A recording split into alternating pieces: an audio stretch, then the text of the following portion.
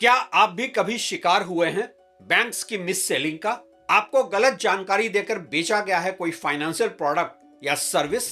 कभी कोई लोन के एवज में आपको बताया गया है कि इंश्योरेंस तो साथ में मैंडेटरी है और आपको बाद में पता चला हो कि वो तो झूठ था। क्या आपको भी इंश्योरेंस को इन्वेस्टमेंट बताकर कोई ऐसा बंडल्ड फाइनेंशियल स्कीम बेचा गया है जिसका कि आरओआई सिंपल बैंक डिपॉजिट से भी कम मिल रहा है? क्या आपको भी कभी प्राइवेट बैंक द्वारा बाध्य किया गया है कि अगर बैंक के किसी ब्रांच में लॉकर चाहिए तो बैंक के किसी इन्वेस्टमेंट प्रोडक्ट को खरीदना ही होगा? दरअसल ऑनलाइन बैंकिंग के इस दौर में जबकि बैंक्स के पास रिटेल कस्टमर डीलिंग का प्रेशर कम है, तो बैंक्स बैंकिंग को छोड़कर थर्ड पार्टी फाइनेंशियल प्रोडक्ट बेचने में ज्यादा बिजी हैं। और इस रैट रेस में टारगेट और इंसेंटिव का ऐसा प्रेशर है कि हर एम्प्लॉय मिस सेलिंग कर रहा है और यह बैंकिंग की एक रियलिटी बन चुकी है।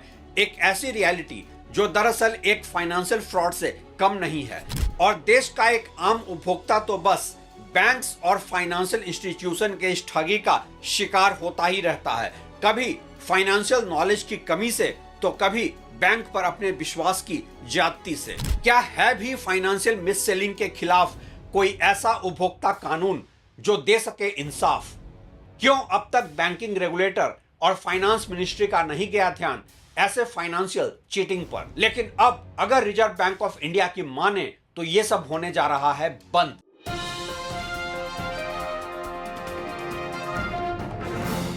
नमस्कार, आप देख रहे हैं ट्रैक टू रियलिटी और मेरा नाम है रवि सिन्हा। बैंकिंग का मतलब ही है ट्रस्ट, एक विश्वास। जिस विश्वास के भरोसे आप अपनी जमा पूंजी रखते हैं बैंक के पास। लेकिन आज इंडिया के बैंक्स, खासकर प्राइवेट बैंक्स, ऐसा लगता है कि बैंकिंग को छोड़कर बाकी सब कुछ ही कर रहे हैं। हर बैंक एम्प्लॉय बना हुआ है एक sales agent, misleading financial product और सर्विसेज का, और बैंक कर रहा है उन्हें इनकरेज देकर इंसेंटिव और सेट करके टारगेट ज्यादा से ज्यादा प्रोडक्ट सेल का। आप किसी भी बैंक के ब्रांच में चले जाएं और वहां कुछ फिश मार्केट के अंदाज में टूट पड़ते हैं बैंक के स्टाफ आपके ऊपर, लेकर एक से एक इन्वेस्टमेंट के ऑफर। कुछ इस तरह से जैसे कि ये बैंक के एम्प्लॉय हों, आपके द्वारा नॉमिनेटेड आपके फाइनेंशियल एडवाइजर। बैंक आज आपको एक प्रायोरिटी क्लाइंट ही तभी मानता है जब आप कुछ इन्वेस्ट करते हैं, नहीं तो इन बैंक का व्यवहार आपके साथ ऐसा हो जाता है जैसे कि आप एक क्लाइंट नहीं, लायबिलिटी हो बैंक के लिए। लेकिन इंडिया में बैंक का यह गैर जिम्मेदाराना व्यवहार अब होने जा रहा है बंद।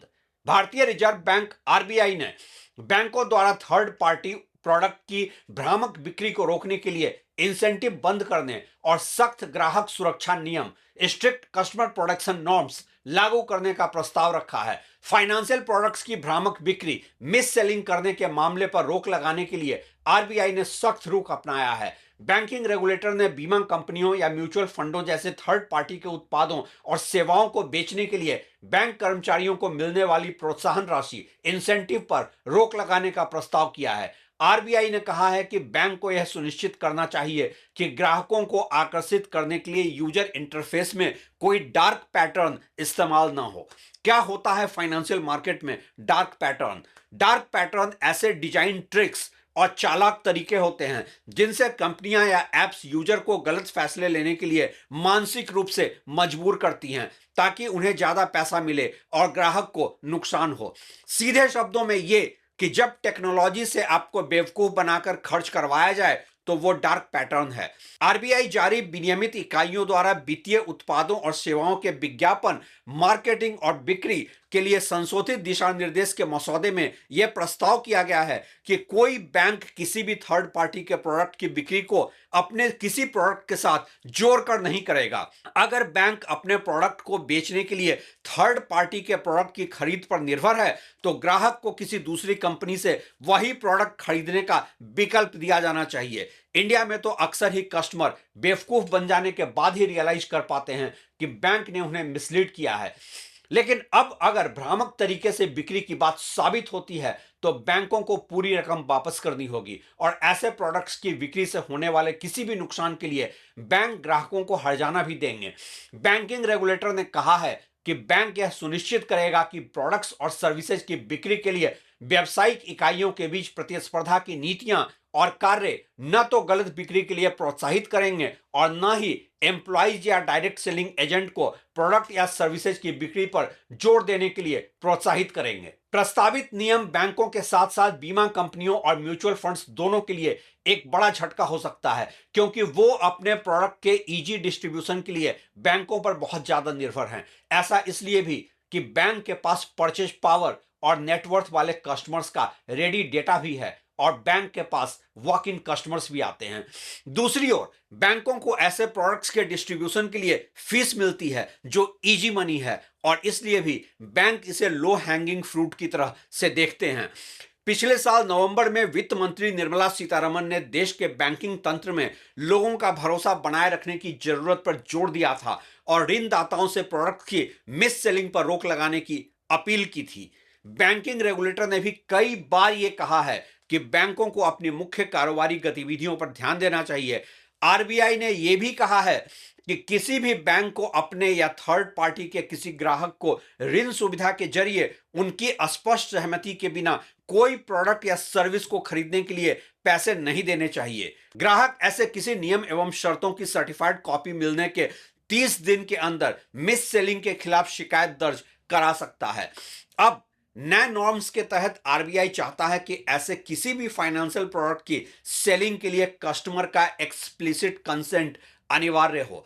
बैंक वित्तीय संस्थान ग्राहक की स्पष्ट और लिखित सहमति के बिना कोई भी प्रोडक्ट या सर्विस नहीं बेच पाएंगे। एक साथ कई प्रोडक्ट्स के लिए एक ही सहमति नहीं चलेगी, हर प्रोडक्ट के लिए अलग सहमति होगी। मिस सेलिंग को परिभाषित और रोकने के उपाय के तहत आरबीआई ने मिस सेलिंग को निम्न रूपों में परिभाषित किया है। प्रोडक्ट ग्राहक की प्रोफाइल, आयु, आय, जोखिम क्षमता के अनुरूप न होना, ग्राहक को गलत जानकारी देना, बिना एक्सप्लिसिट कंसेंट के प्रोडक्ट बेचना। इसके लिए नई नियमावली तैयार की गई है जिसमें कि फुल रिफंड एंड कंपेंसेशन का प्रावधान है। अगर मिस सेलिंग साबित हो जाता है तो बैंक या वित्तीय संस्थान को ग्राहक को पूरा पैसा रिफंड देना होगा। इसके अतिरिक्त ग्राहक को हुए नुकसान का मुआवजा भी देना होगा।